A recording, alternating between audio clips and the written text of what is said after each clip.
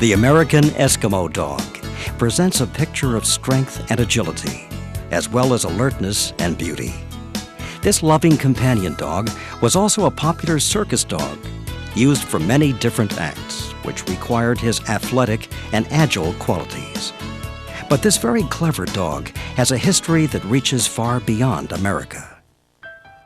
The American Eskimo dog has perhaps the most misleading name of all the AKC registered breeds. The Esky is actually descended from the family of European Spitz dogs, where they were also known as Pomeranians in some countries. His forerunners were brought to America in the 19th century by German immigrants. The Esky was frequently used in print advertising and art due to its striking coat and attractiveness, and also its good reputation with children.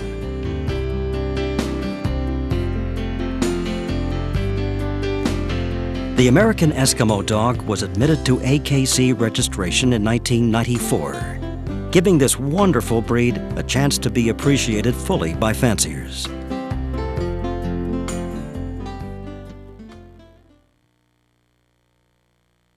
You'll be seeing many American Eskimo dogs during this presentation.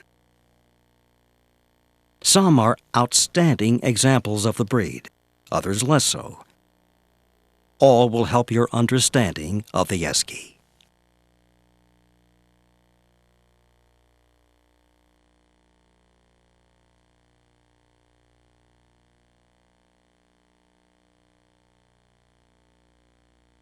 The American Eskimo dog is compactly built and well-balanced, with good substance and an agile, bold, and frictionless gait. He is intelligent, alert, and friendly. Although conservative, he is never overly shy or aggressive. The Esky is always white, or white with biscuit and cream. Any other color is a disqualification. Overall, the dog possesses beauty and intelligence, as well as a disposition to learn and please. There are actually 3 separate size divisions of the American Eskimo dog. Dogs and bitches are disqualified if under 9 inches or over 19 inches. All measurements are taken at the withers.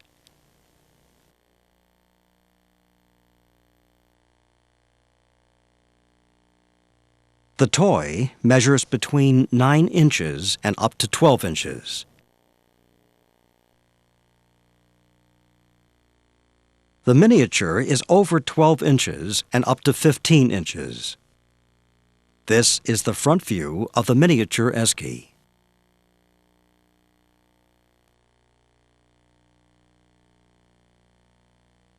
The standard American Eskimo dog is over 15 inches tall and up to 19 inches.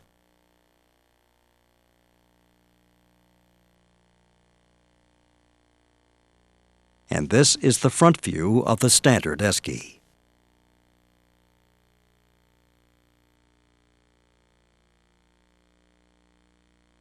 The American Eskimo dog is strong and compactly built with adequate bone.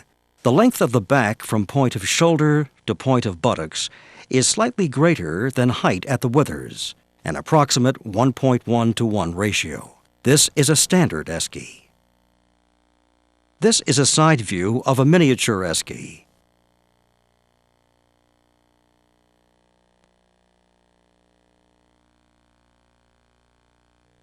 And this is the side view of a toy Esky, again displaying correct proportion.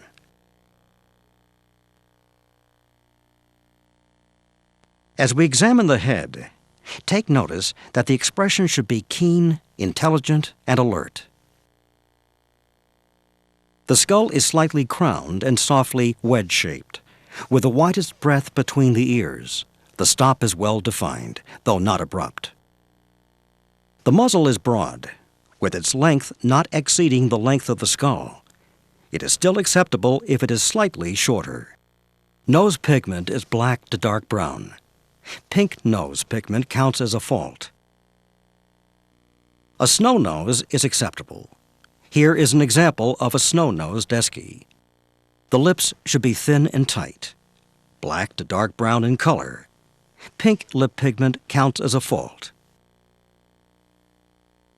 The jaw should be strong, with a full complement of close-fitting teeth.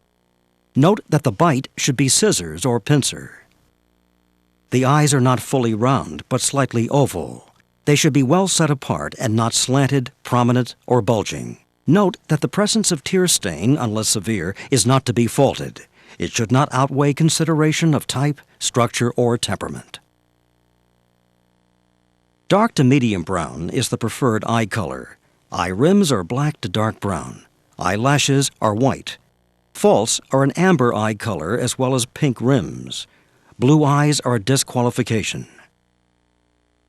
The neck is carried proudly erect, well set on, medium in length, and in a strong, graceful arch.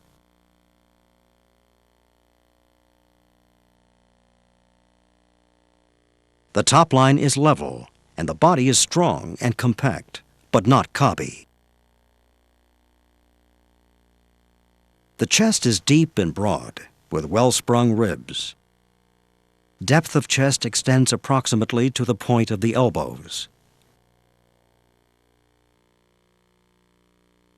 Note that there is a slight tuck-up of the belly just behind the ribs. The back is straight, broad, level, and muscular. The loin is strong and also well-muscled. The American Eskimo dog is neither too long nor too short coupled. The tail is set moderately high and reaches approximately to the point of the hock when down. It is carried loosely on the back when active. It may be dropped when at rest. This is another example of excellent tail set, this time on a standard Esky.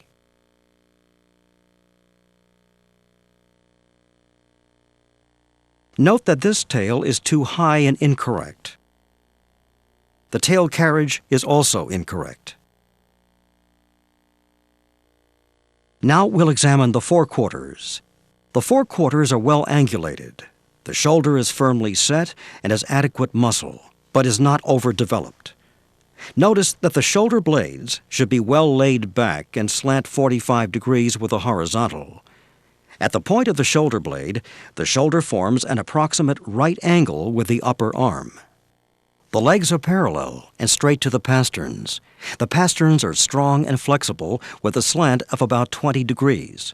The length of the leg should be in proportion to the body. Dew claws on the front legs may be removed at the owner's discretion. If they are present, this is not to be faulted. Feet are oval, compact, tightly knit, and well padded with hair. Toes are well arched. Pads are black to dark brown, tough and deeply cushioned. Toenails are white.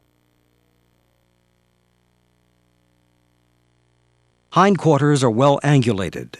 The lay of the pelvis is approximately 30 degrees to the horizontal.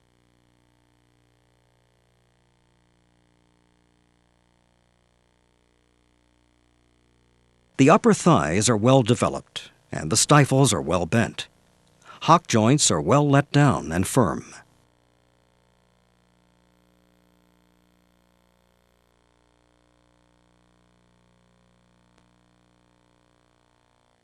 The rear pasterns are straight, and the legs are parallel from the rear and turn neither in nor out.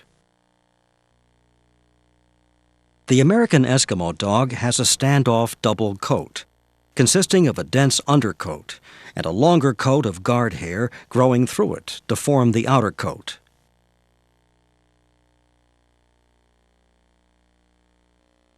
The coat is straight, with no curl or wave. There is a pronounced ruff around the neck. This is usually more noticeable on dogs than on bitches.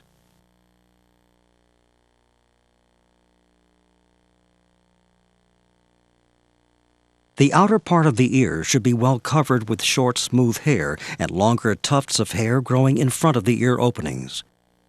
Hair on the muzzle should be short and smooth.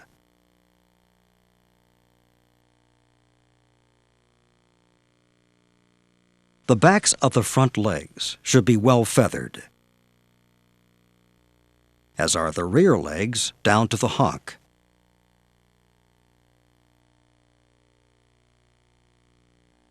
The tail is covered profusely with long hair. Here is another example of good tail length as well. Note that there is to be no trimming of the whiskers or body coat, and that such trimming will be severely penalized. The only permissible trimming is to neaten the feet and the backs of the rear pasterns. The preferred color of the American Eskimo dog is pure white, although white with biscuit cream is permissible. Presence of the biscuit cream color should not outweigh consideration of type, structure, or temperament. Any other coat color is a disqualification. The skin is pink or gray.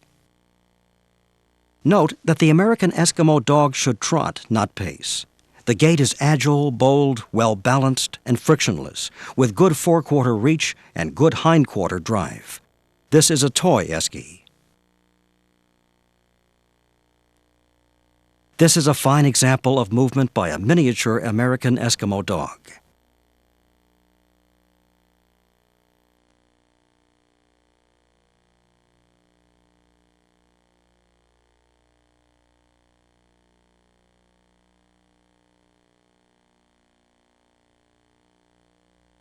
And this is proper movement by a standard Esky.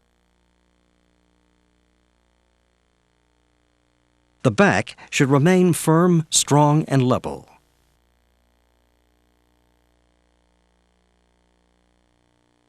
The rear on this Esky is cow-hocked.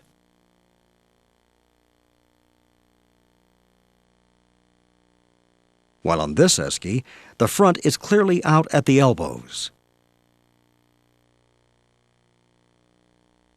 Here again is proper movement.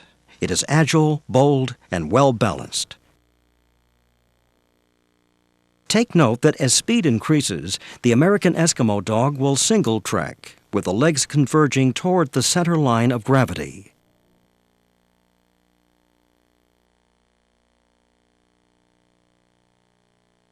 As for temperament, the American Eskimo dog is intelligent, alert, and friendly, although slightly conservative. It is never overly shy or aggressive, and any such dog should be severely penalized in the show ring. At home, he makes an excellent watchdog, sounding a warning bark to announce the arrival of any stranger. Although protective of its home and family, it does not threaten to bite or attack people. His small to medium size, coupled with his intelligence, temperament, and eagerness to please his human companions, have contributed to the Esky's long-standing popularity.